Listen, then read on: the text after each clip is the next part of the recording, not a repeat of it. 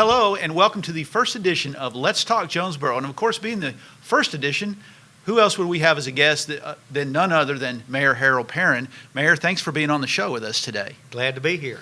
Well, let's get right into it. And I know what you like to do a lot of times every month is talk to the people out there about the numbers. So the first thing I want to talk about is our May sales tax revenue, which came in at $2,320,674.81. Right. Now, it's a little bit under what we got in May of 2014, almost 5%, but year to date, we are almost 8.25% over our planned revenue. How do you feel about that? Well, I think that's good. You know, we budget really what we call revenue blind. And what we do is we take all the expenses each year, and then once we get those, we take the projected revenue, and this is a major part. 60% of our revenue comes from sales tax. So only 6% comes from sales tax. That means we get a lot of other revenue sources besides sales tax, right? Oh, absolutely. You do get some other resources, such as your privilege license, building permits, things like that. But 60% is the sales tax. 60% is sales tax. Now, we get a lot of money from grants, too, don't we? Absolutely. We usually have anywhere from $18 to $20 million any given month in grants from various agencies, federal agencies, state agencies. And that allows us to do things for the people that we can't do with the sales tax. That's great. Now, year to date, in our operations and maintenance funds. Now, those are the funds that, like the general fund. Now, the general fund pays for stuff like the fire department, police department, the parks department. We also have a street fund, a 911 fund, and a cemetery fund.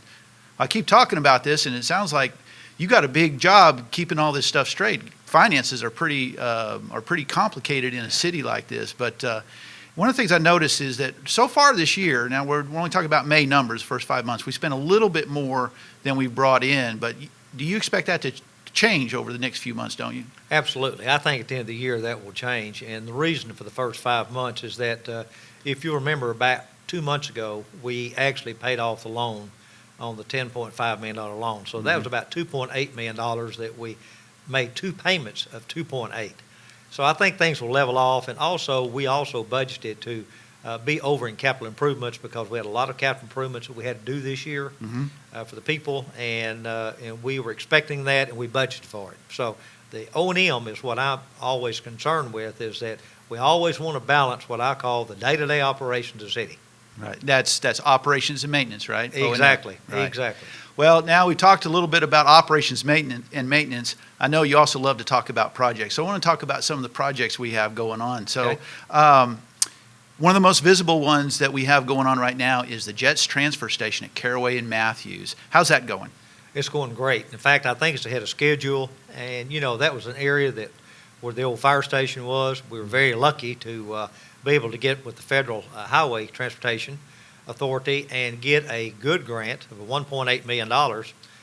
So we then could build the new facility and have some of our storage of our Jets buses and be able to go in and have a lobby area and relax, and right next to ASU as well as where it's located. So we think, in fact, quite frankly, the ridership this year, I was noticing last night, is 30% above last year, this time last year. Amazing. That's incredible. That is amazing.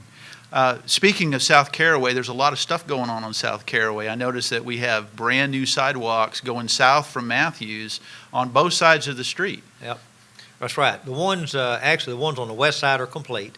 We're drawing up some of the ones on east. We have some already on the east side, but the west side has been completed, and that ties in to our new walkability trail there on Matthews and coming off of Matthews and Caraway. That's part of the Greenway, right? Right, the Greenway. And so the students now from Arkansas State can come over, Marionberry, walk all the way and go to Old Navy, all those shops there on Caraway. So that was a big addition. That's tremendous. Now, if we go further south on Caraway, we cross the freeway and we get to a project that's going on south of Parker Road. Is that correct? That's correct. And that's actually where you had 5 lanes coming down to 2.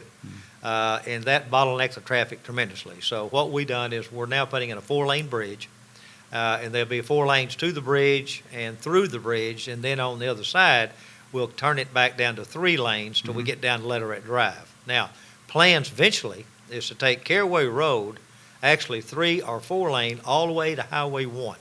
All the way down to Highway 1. It's also called Harrisburg Road, right? That is correct.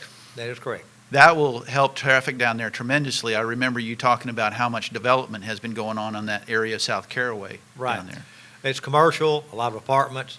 We got a Miracle League softball field, Mm-hmm. so there's much traffic. In fact, the last count we had was around 14,000 cars a day just on that one section. Wow. And now there's something that's going to get ready to happen on South Caraway that we're not seeing yet, but I know you're really excited about. Can you tell us about the state aid program? Absolutely. From Highland Drive all the way to Phillips Drive, we were lucky enough to get state money from the state aid program.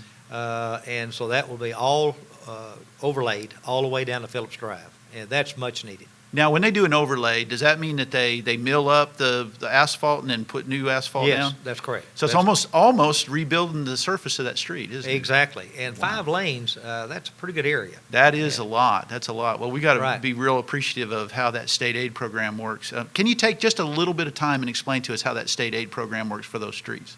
Absolutely.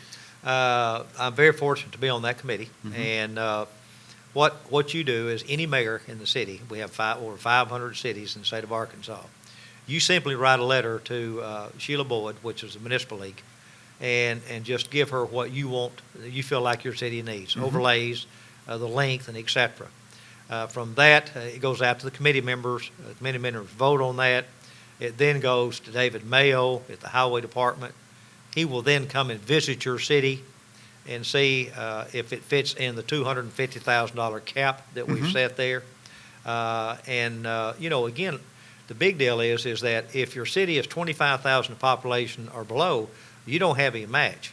In our case, we only have a 10% match up to that 250,000. So it's only going to cost the city $25,000 to get that thing overlaid all the way to Phillips. And we had money left over on the bid. The bid came in only at $199. So now we're going to be able to overlay Race Street all the way to Fair Park Boulevard and beside Sam's all the way to Bernard.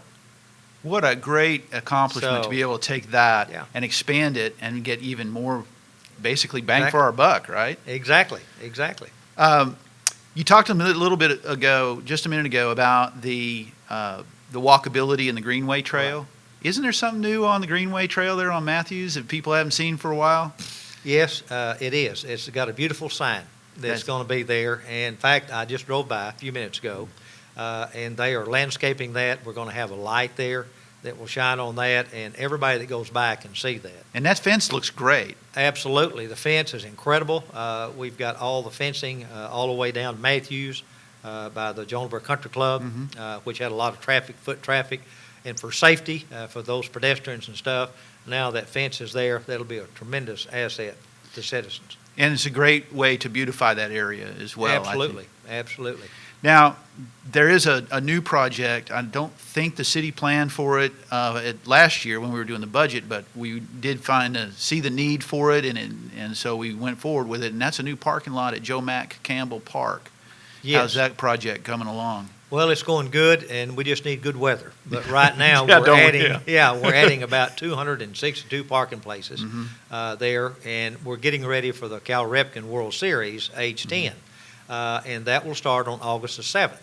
So we've got to get this parking lot done and completed before then. So we're having to spend a little time there and obviously use some overtime to get that done. But we feel like we'll have it ready.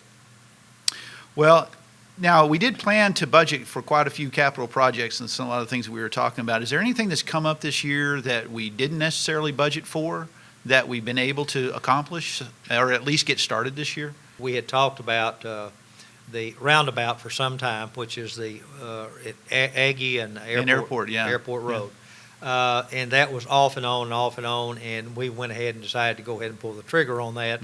And the reason for that is with our new intermediate school as well as the elementary school next door, you're going to have a tremendous amount of traffic on Airport Road and Aggie.